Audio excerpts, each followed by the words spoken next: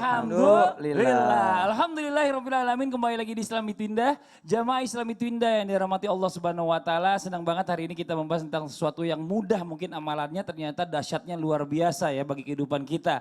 Ya ini bicara masalah tentang tema dahsyatnya surah Al-Fatihah nih ya bagi rezeki dan hidup manusia. Nah sekarang kita lanjutkan lagi nih ya. Yang berikutnya kita akan membahas bicara masalah keutamaan-keutamaan dalam sholat. Namun sebelumnya kita lihat tayangan dulu yang berikut ini.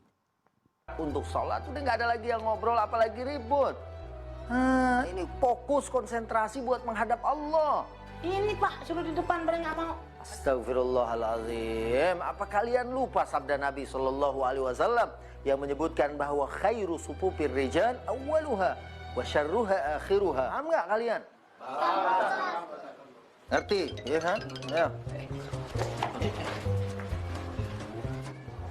Pak Ustadz. Ini bukan imam.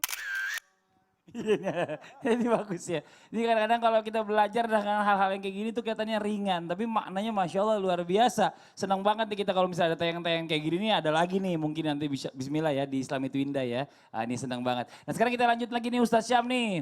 Tadi di awal segmen tadi Ustaz Syam bicara masalah tentang rukun sholat itu adalah surah Al-Fatihah. Rukun qauli. Ya, jadi kalau seandainya nggak baca surah Al-Fatihah, sholatnya nggak sah, nggak bisa, nggak diterima sama Allah. Karena ini merupakan rukun. Nah pertanyaannya nih, kenapa sih surah Al-Fatihah ini sangat penting dalam sholat sehingga menyebabkan tidak sah atau batal sholatnya jika tidak dibaca? Apa sih yang menyebabkan itu menjadi utama sekali? Mohon izin penjelasannya silakan. Bismillahirrahmanirrahim. Tabi guruku Ustadz Maulana, Ustadz Ahmad Khan, Mas Fadli yang dimuliakan Allah Subhanahu wa taala dan seluruh alim ulama yang dimuliakan Allah Subhanahu wa taala. Jikalau ditanya alasannya kenapa surah Al-Fatihah itu sangat penting dan kenapa batal sholat atau tidak sah sholatnya seseorang jikalau tidak membaca Al-Fatihah. Yang pertama alasannya karena baginda Nabi sendiri yang mengucapkan bahwasanya dalam riwayat siapa yang tidak membaca surah Al-Fatihah atau tidak sempurna Al-Fatihahnya dalam sholatnya, maka sholatnya cacat gitu ya. Atau sholatnya tidak sempurna, 3 kali Nabi mengulang, tidak sempurna, tidak sempurna, tidak sempurna.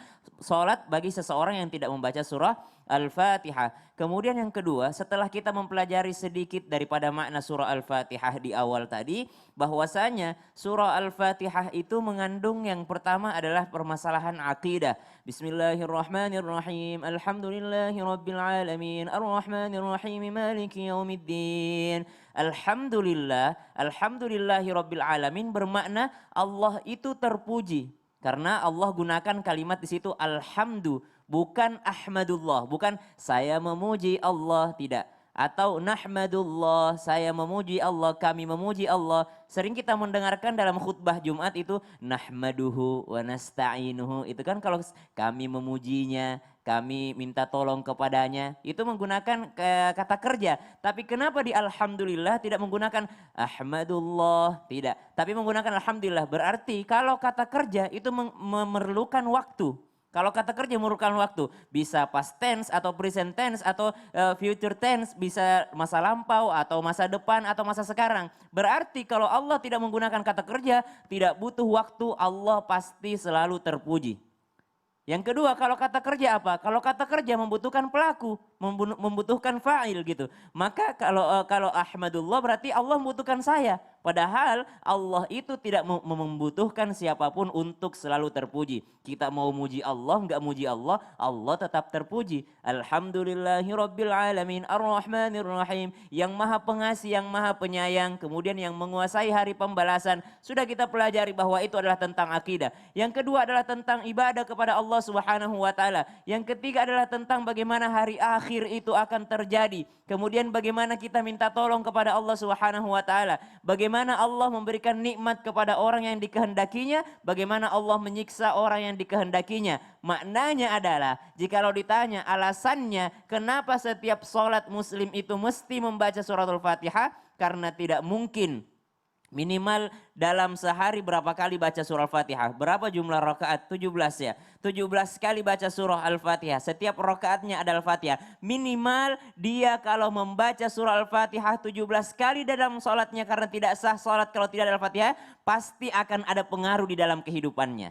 Itulah kenapa sangat penting membaca surah Al-Fatihah karena itu akan mempengaruhi kehidupan seseorang. Namun ada dua tipe orang yang membaca Al-Quran secara global. Ada yang pertama membaca saja.